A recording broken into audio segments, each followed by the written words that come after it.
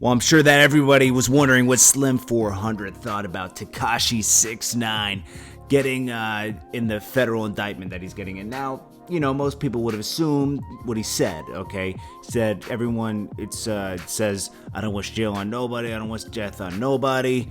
But, you reap what you sow sometimes out here. He did a lot of trolling and it all caught up with him. And that's true, a lot of this trolling brought a lot of attention to him, and especially brought attention to all the gang affiliations that he had with, Shotty and all these guys. And, Mel, I didn't even know Mel Matrix was part of that. Nobody really highlighted that before. But I guess they're trying to paint him as the leader. And then they're trying to loop Tekashi into this whole thing because they probably want him to, snitch. They want him to, they're trying to put that pressure on him. Now, he didn't reflect on the whole thing of him being transferred to a safer facility for people who were turned witness, but I think it was really just for his safety. Some 400 said, stay out in these streets, pay that $1.7 million, even though they rejected it, they'll probably take it, da-da-da-da-da.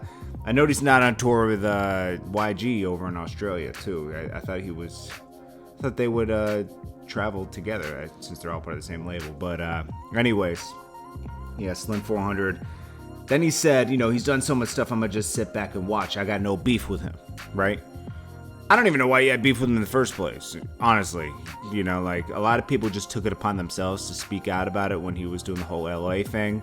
When if it was ignored, a lot of other stuff wouldn't happen, you can't pay attention to everything. You got to pick your battles out here. But, and this isn't like early 2000s, people just troll out here now. You just got to turn the other way.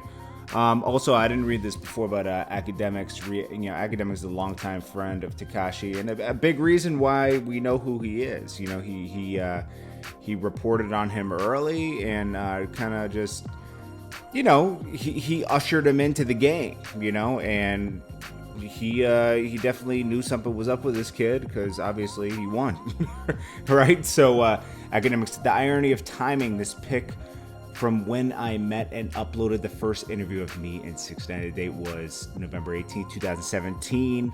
He was a shelved artist at the time who had heavy allegations to his name, who no one would give a chance to because they were running with Trippie Redd at that time. They thought he was going to be the star.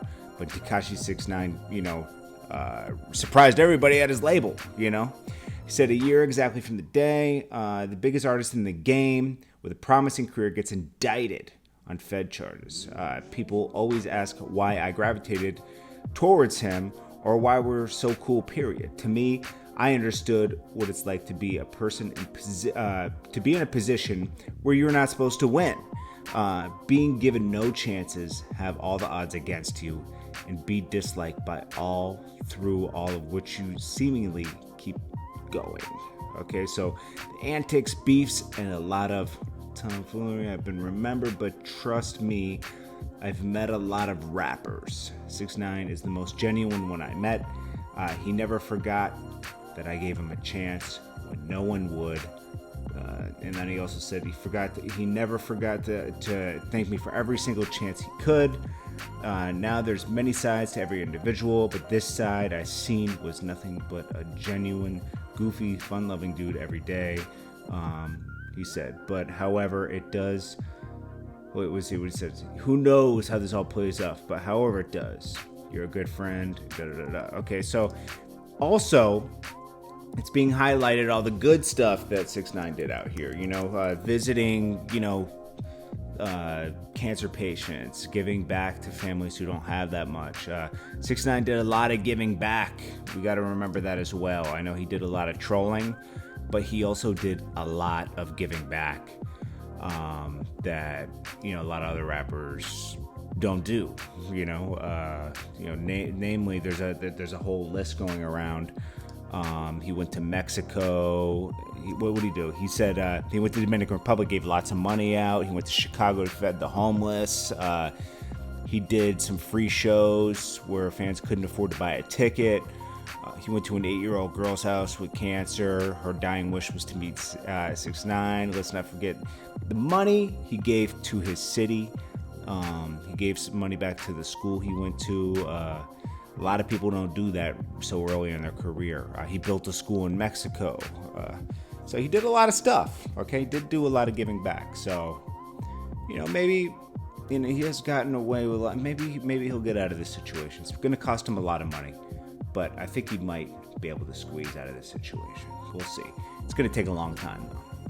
He's definitely going to be out the game for a minute. Anyways, guys, this is George Tower with JT News. Hit that bell, hit that subscribe button, hit that thumbs up button, and I'll check you guys later.